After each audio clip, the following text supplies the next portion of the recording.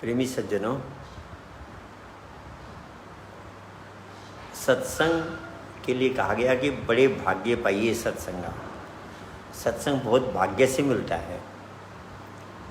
तो एक्चुअली क्यों कहा गया कि सत्संग से हमको ट्रेनिंग मिलती है और जीवन में क्या करना है क्या नहीं करना है ये पूरी तरह समझ में सत्संग के द्वारा आता है। और अगर हम सोचें कि एक बार दो बार सत्संग सुनने से मेरे सारे अध्यात्म समझ में आ जाएगा, सज्जनों ये अध्यात्म का विषय बहुत गहन है।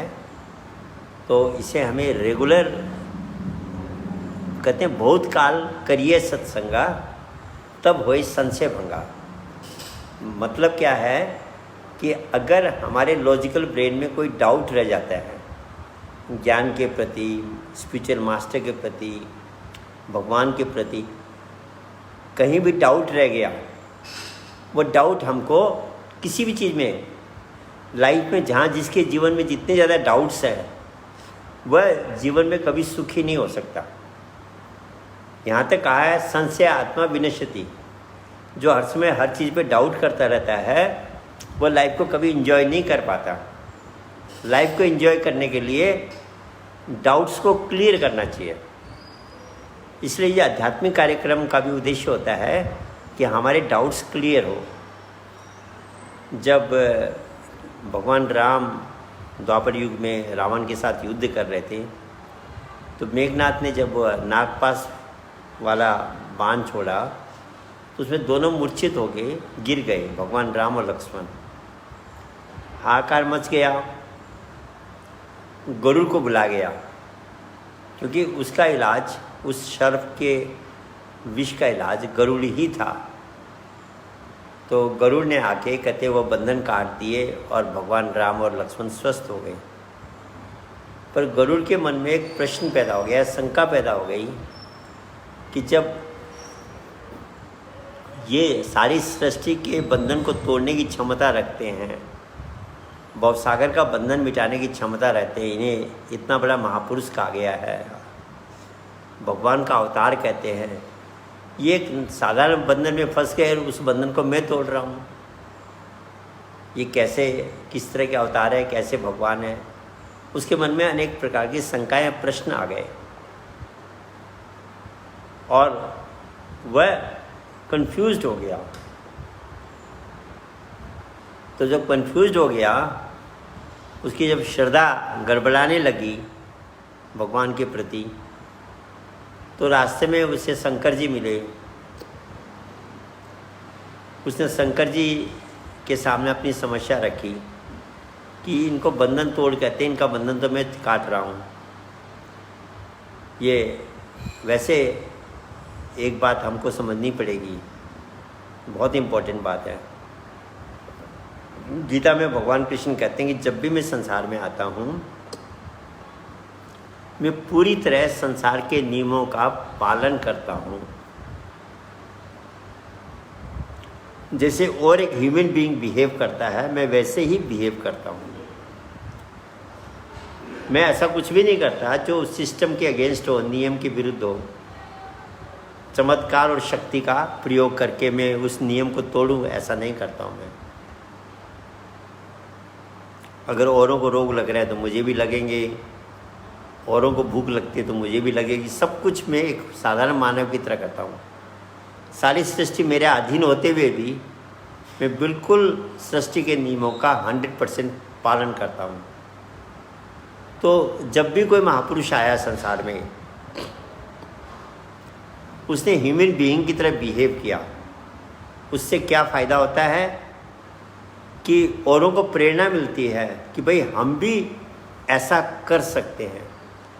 अगर वो अपने अंदर स्पेशल चमत्कार दिखाने लग जाए तो हम कहेंगे अरे वो तो वही है, हम नहीं कर सकते उनका मुकाबला, हम नहीं कर सकते वैसा, हम नहीं बन सकते, हम फ्रस्ट्रेटेड हो जाएंगे। तो वो हमेशा इस ढंग से काम करता है कि लगता है हम भी ऐसा कर सकते हैं। हमारे अंदर उत्साह बना रहता है, हमारे अंदर आशा बनी रहती है कि हम भी वैसा बन सकते हैं। तो इसलिए वह हमेशा नियमों के हिसाब से बिल्कुल साधारण मानव की तरह बिहेव करता है। जब सीता को ढूंढ रहे थे तो वह पेड़ और पत्तों से पूछ रहे हैं कि भगवान राम की मेरी सीते कहाँ है। भगवान शंकर की अर्धांगिनी सती जी को भ्रम हो गया, बोले आप इनको प्रणाम कर रहे हो और ये एक पत्नी के वियोग में पेड़ और पत्तों से पूछ रहे हैं कि भाई तुम बता सकते हो मेरी सीते कहाँ है। खैर बाद में उनको काफ़ी तकलीफ आके क्लियर हुआ, पर मेरे कहने का मतलब जब भी वह संसार में महापुरुष आता है वह सृष्टि के नियमों का पूरी तरह पालन करता है। तो गरुड़ को शंका हो गई, भगवान शंकर से पूछने लगे। भगवान शंकर ने कहा कि अब मैं इसको समझाने, पहली बात तो मैं कहीं जा रहा हूँ, ये मेरी टाइम गड़बड़ा जाएगी। दूसरा मैं इसको समझाऊंगा तो पता नहीं इसके दिमाग में इतना अहंकार पैदा है कि मेरी समस्या का समाधान भगवान शंकर ने किया और कोई कर नहीं सका, क्योंकि ये कंफ्यूज तो हो गया है।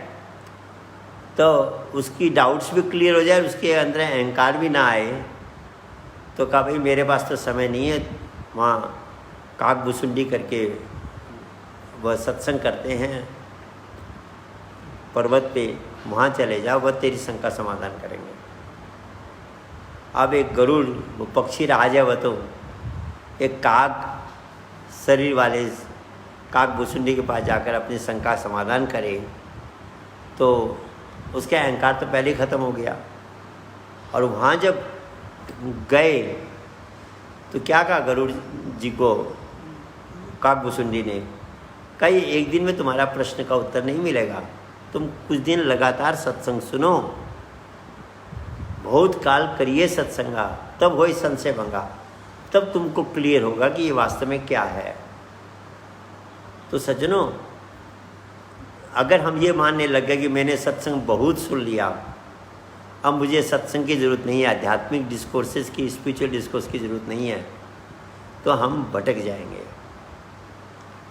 स्पिरिचुअल डिस्कोर्स सुनने वाले के लिए भी, जैसा मैंने कहा, सुनाने वाले दोनों के लिए होता है। उससे उसको प्रेरणा मिलती रहती है, अंडरस्टैंडिंग क्लियर होती रहती है, डाउट्स हटते चले जाते हैं, बहुत फ़ायदे होते हैं। प्लस सबसे बड़ी बात है, वैराग्य भी जागृत होता है। उसको याद आता है कि भाई मैंने एक दिन जाना है, और वो तैयारी करता है। कुछ लोग जब बिना तैयारी के जाते हैं वो बाद में पछताते हैं। आपने इस कथा को पहले भी सुना होगा, कई बार लोगों की शिकायत होती है कि जी रिपीटेशन होगा। सत्संग में रिपीटेशन होगा, उसका उद्देश्य आपको नई नई बात सुनाना नहीं होता। सत्संग का उद्देश्य होता है कि हमको यथार्थता समझा के हमारे जीवन को सही रास्ते में पहुंचा दे। तो हम तैयारी कर रहे हैं कि नहीं कर रहे हैं, ये तो निश्चित है एक दिन जाना है। अगर परमानेंट कोई रहा हो तो बता दीजिए। जाना तो पड़ेगा ही पड़ेगा इस संसार से। और जब हम जाएंगे, अगर आगे की हमने तैयारी नहीं की है, मुक्ति और मोक्ष की बात तो अभी उसको पहले, वो तो बहुत ऊपर की बात है, पहले हम नीचे की बात करते हैं। अगर इस शरीर छोड़ के जब जाएंगे, आगे की मेरे लिए क्या तैयारी है। और जाते समय अगर मन के ऊपर ज़्यादा बोझा लदा हुआ है तो ये 84 में जाएगा। जो चीज़ जितनी भारी होती है उतना नीचे की ओर जाती है, और चीज़ जितनी हल्की होती है उतना ऊपर को उठती है। तो मन को हल्का बनाना है। तो इसमें हर चीज़, हर रिस्पॉन्सिबिलिटी, हर बोझा कम से कम करना है। एक आध्यात्मिक व्यक्ति तो वह मानता है कि मुझे जाना है, वो इस बात को रोज़ याद करता है। तो जो कुछ भी उसके पास है वो उस बोझे को हमेशा घटाने के चक्कर में रहता है कि मैं हल्का हो जाऊँ। मेंटली जितना हल्का हो जाऊँगा, मेरे को उतना ही नेक्स्ट लाइफ में ईजी पड़ेगा। आप जब सफ़र में जाते हैं, मान लीजिए पैदल का रास्ता, आपको पहाड़ों में जाना है, ट्रैकिंग करनी है, आदमी कम से कम सामान ढोता है, क्योंकि ढोना उसको खुद को ही पड़ेगा। ज़्यादा सामान होगा तो वह दिक्कत में आ जाएगा। ऐसे कहा, भूले मन समझ के लाद लदनिया। कबीर साहब कहते हैं, अरे मन बोझा कम ला दो, थोड़ा लाद, बहुत मत लाद, टूट जाए तेरी गर्दनियाँ। आप ट्रेकिंग में जा रहे हो और आपने बोझा बहुत ढो लिया, क्या होगा? जितनी चढ़ाई आएगी उतना ही तकलीफ पाते जाओगे। तब कहोगे अरे मैंने इतना क्यों ढोया, मैं तो इसके बिना भी काम चला सकता था, इसके बिना भी काम चला सकता था। और फिर क्या कहते हैं, बोझा क्या है? ज़्यादा सबसे बड़ा बोझा है वासनाओं का बोझा। मुझे ये चाहिए, मुझे वह चाहिए।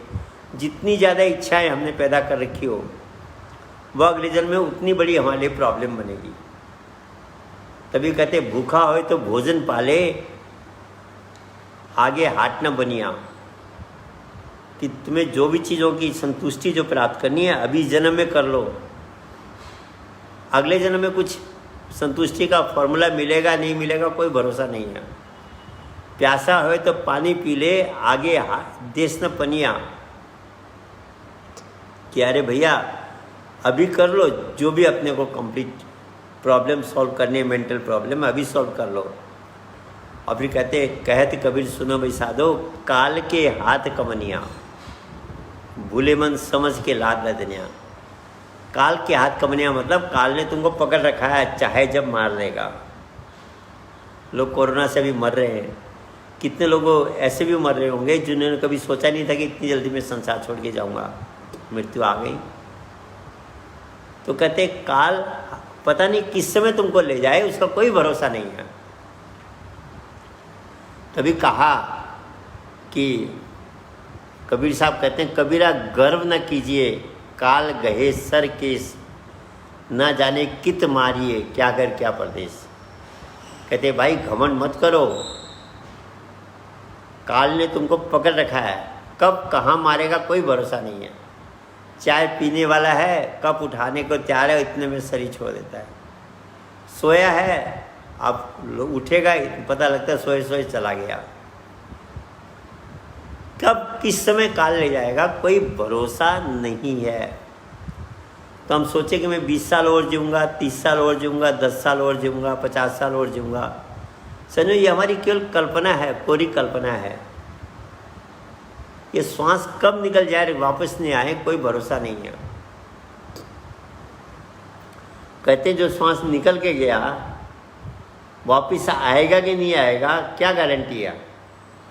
आपने कहीं गारंटी ले रखी है? कहीं इसका बीमा इंश्योरेंस करा रखी है कि आपका जो श्वास निकला है वह वापस आएगा? कोई गारंटी नहीं है सच में।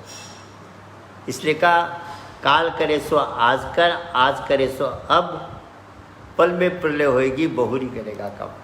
अरे भैया जो भी काम पेंडिंग है उसको अभी पूरा कर लो। और सबसे बड़ा पेंडिंग काम है नेक्स्ट लाइफ की प्रिपरेशन, सबसे ज़रूरी काम है। और अगर उसने अभी कर लिया तो उससे बड़ा कोई फ़ायदा नहीं है।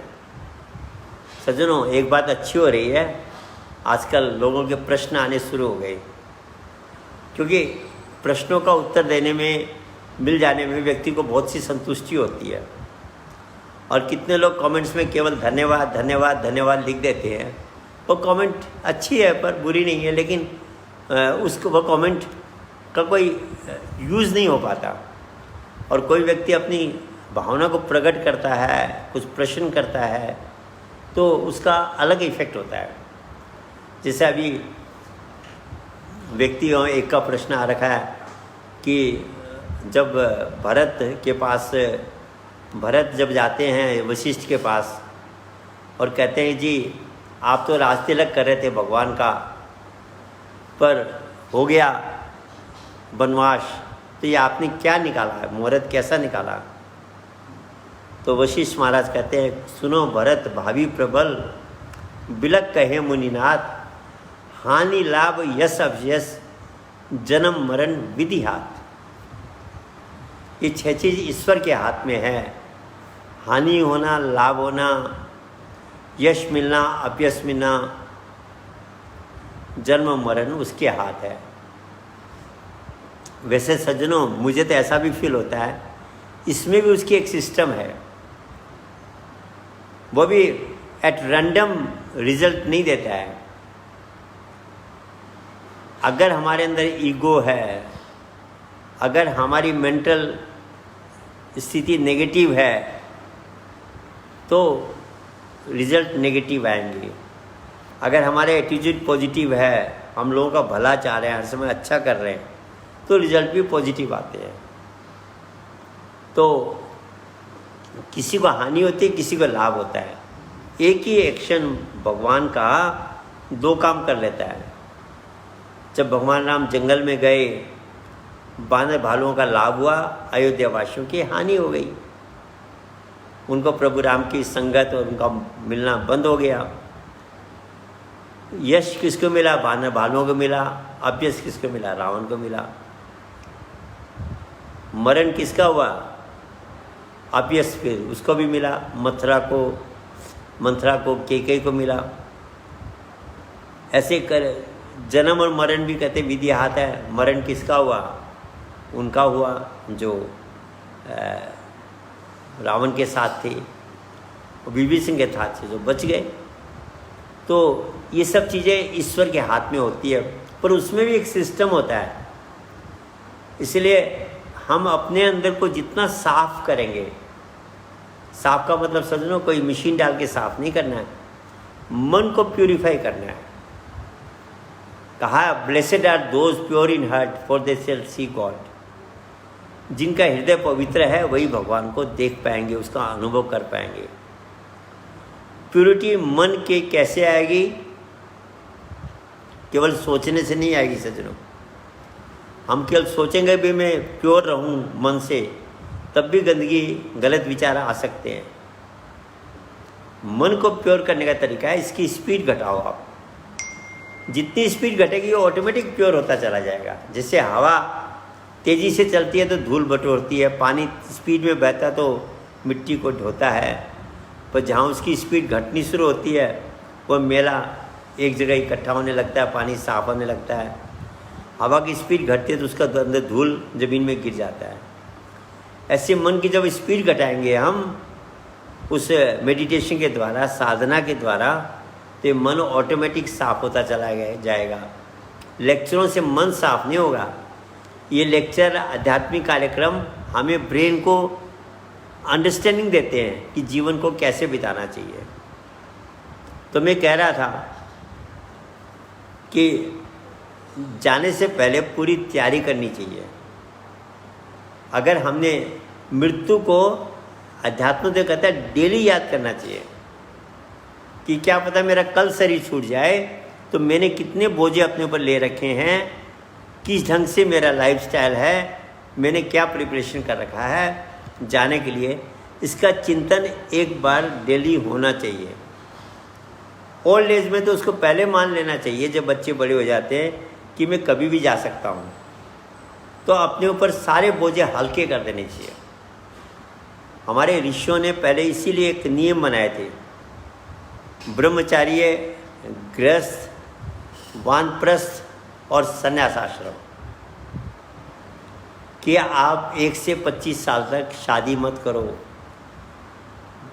15 साल के अंदर अंदर आप उस साधना को, गर्भ की साधना को, मेटाफिजिकल मेडिटेशन को सीख लो, और 10-12 वर्ष आप खूब उसकी प्रैक्टिस करो पढ़ाई के साथ साथ। तो आपका माइंड प्योर हो जाएगा, दोनों ब्रेन मिलके काम करने लगेंगे, आप गृहस्थी के लिए फिट हो गए। आज तो हम अनफिट अवस्था में ही गृहस्थी में चले जाते हैं। रोज़ के झगड़े, कलह, डाइवर्स, ये सब क्यों हो रहे हैं? क्योंकि हमने अपने आप को प्रिपेयर नहीं किया, और दोनों प्रिपेयर नहीं तब भी प्रॉब्लम है। वाइफ प्रिपेयर्ड है, हस्बैंड प्रिपेयर नहीं है, हस्बैंड प्रिपेयर्ड है, वाइफ प्रिपेयर नहीं है, तब भी झमेला रहेगा। पर अगर दोनों प्रिपेयर्ड है, वाइफ और हस्बैंड, तो स्वर्ग से भी ज़्यादा सुखी उनका जीवन होगा। सज्जनों, विचारों में फर्क कब आता है? डिफरेंस इन थिंकिंग कब होती है? कि जब एक व्यक्ति मेडिटेशन कर रहा हो और दूसरा नहीं कर रहा हो, तब गड़बड़ होती है। कहते 12 बामन 12 बाट, 12 खाती 1 घाट। खाती जो होते हैं कारपेंटर, उनका काम करने का तरीका एक ही होता है, और 12 ब्राह्मण होंगे और 12 तरह की बातें करेंगे। कहने का मतलब थ्योरी में कन्फ्यूज़न है, थ्योरी में गड़बड़ है, थ्योरी में डिफरेंसेस है, प्रैक्टिकल में डिफरेंसेस नहीं है। जब हम मेडिटेशन करते हैं तो दाहिना ब्रेन एक्टिव होने लगता है। मेडिटेशन नहीं करने वाले का केवल बायां ब्रेन एक्टिव रहता है। बाएं ब्रेन की थॉट्स में डिफरेंस आएगा। घर के 4 मेंबर है, चारों में डिफरेंस आएगा। एक कहेगा मैं ठीक कर रहा हूँ, दूसरा कहेगा मैं ठीक कर रहा, तीसरा कहेगा मैं ठीक कर रहा हूँ। अब चारों में कौन निर्णय करे, और क्लेश, झगड़े, अशांति पैदा होती है। पर अगर चारों मेडिटेशन करते हैं, चारों का अगर राइट ब्रेन एक्टिव है, तो चारों के अंदर एक ही डिसीजन आएगा, एक ही सोच आएगी। वहाँ डिफरेंस ऑफ ओपिनियन नहीं रहेगा सज्जनों। राइट ब्रेन के अंदर डिफरेंसेस नहीं है, डिफरेंसेस जमेले सारे लेफ्ट ब्रेन में है। पर राइट ब्रेन कब एक्टिव होगा? जब व्यक्ति मेडिटेशन करेगा, तो तब सुखी और शांत जीवन गृहस्थ में भी जाएगा। तो कहा पहले ब्रह्मचार्य, उसके बाद गृहस्थ में जब जाता था व्यक्ति, प्रिपेयर्ड होके जाता था। बच्चे भी बहुत अच्छे होते थे, जीवन भी बहुत सुखमय होता था, परोपकारी जीवन होता था, अपना भी भला करते थे, औरों का भी भला करते थे।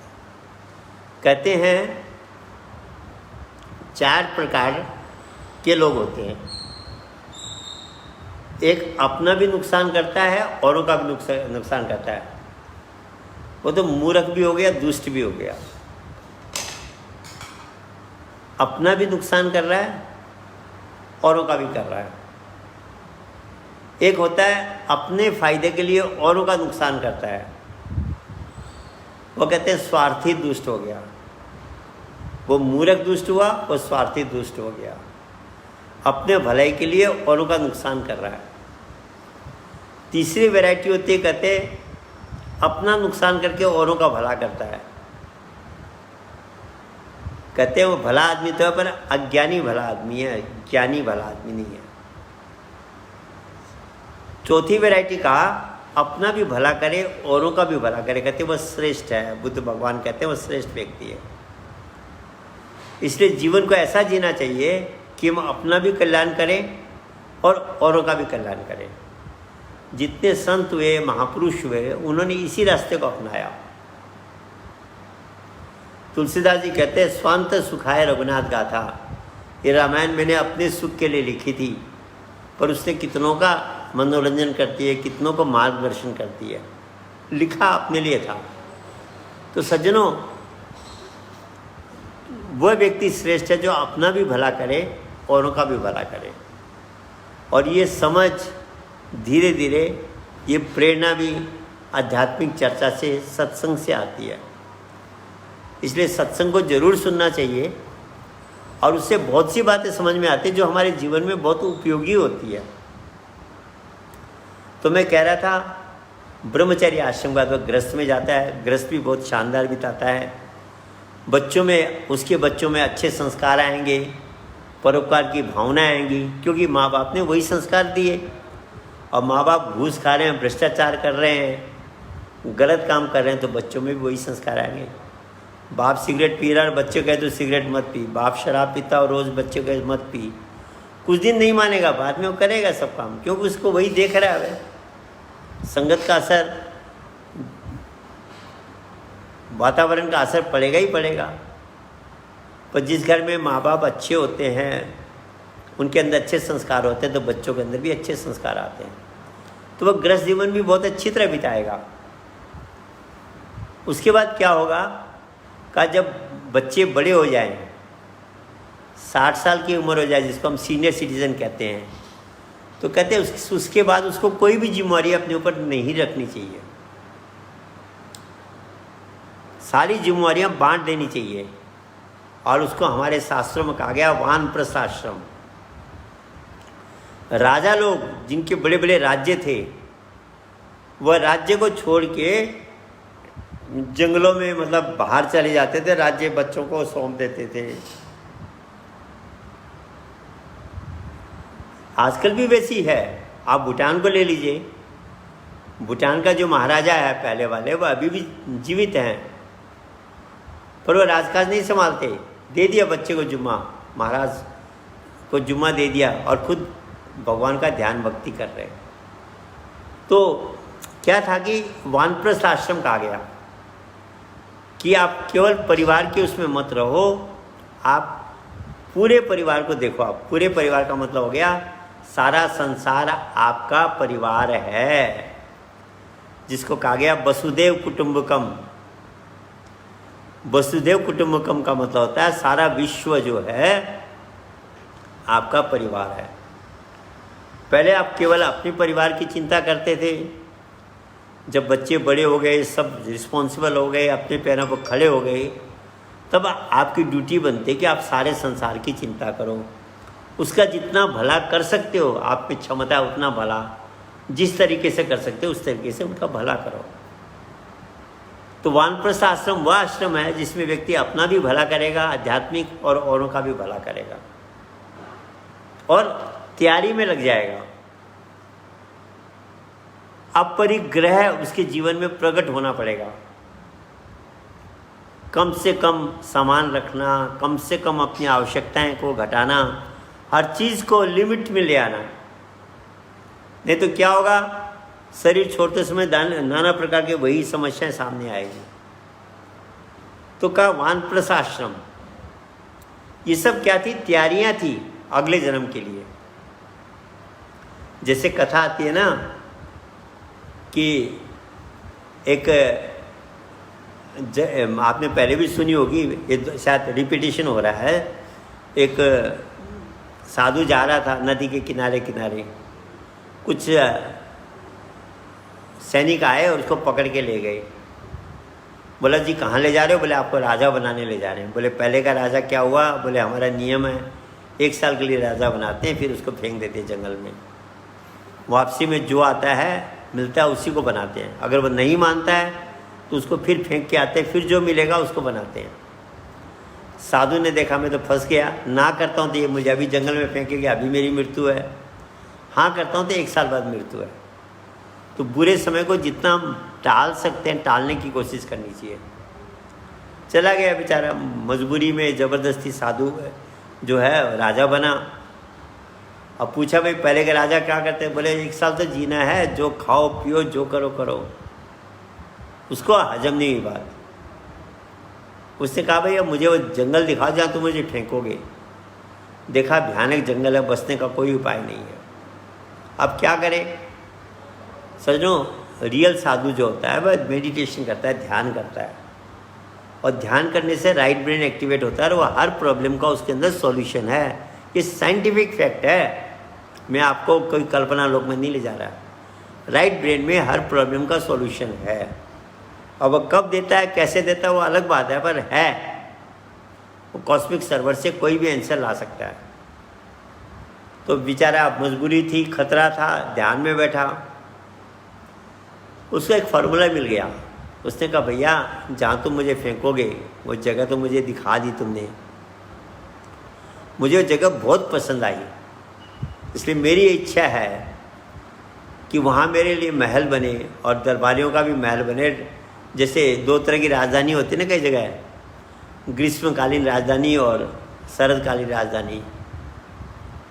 पहले अंग्रेज़ लोग पहाड़ों में 2 तरह की राजधानी बनाते थे।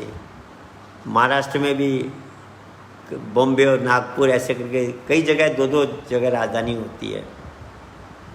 तो बोला मुझे पसंद आ गई, तो कुछ समय मैं वहाँ भी बिताऊंगा, कुछ समय यहाँ बिताऊंगा, तो मेरे लिए वहाँ पूरी तैयारियाँ कर दो। आप बोले जी आप राजा हो, जो आज्ञा करोगे वह हम पालन करेंगे। तो उसने क्या किया, वहाँ तैयारी शुरू करा दी। जंगल काटा जाने लगा, मकान बनने लगे, महल बनने लगा, दरबार की तैयारियाँ होने लगी। एक तरह से उसने अपनी दूसरी राजधानी शहर तैयार करा दिया, छोटा सा मिनी शहर। कई लोग अभी भी बनाते हैं, नए शहर की रचना होती है। साल भर में उसने सब कुछ कंप्लीट कर लिया। साल पूरा हुआ, कहा जी मुझे फेंक दो। बोले जी आपको कहाँ फेंके, आप तो यहाँ के भी राजा और वहाँ के भी राजा, और परमानेंट राजा हो गया। एक बुद्धिमानी का निर्णय तो था ना, हमको भी संसार से जाना है, इस जन्म से अगला जन्म और सुखी हो, उसका तरीका ढूंढना पड़ेगा सज्जनों। और वह उसके लिए सबसे ज़रूरी है प्रिपरेशन करना। तो वानप्रस्थ के बाद आपका प्रिपरेशन शुरू हो जाना चाहिए। जाते समय पछताते हुए गए, रोते हुए गए तो जीना क्या है, फिर क्या फ़ायदा हुआ।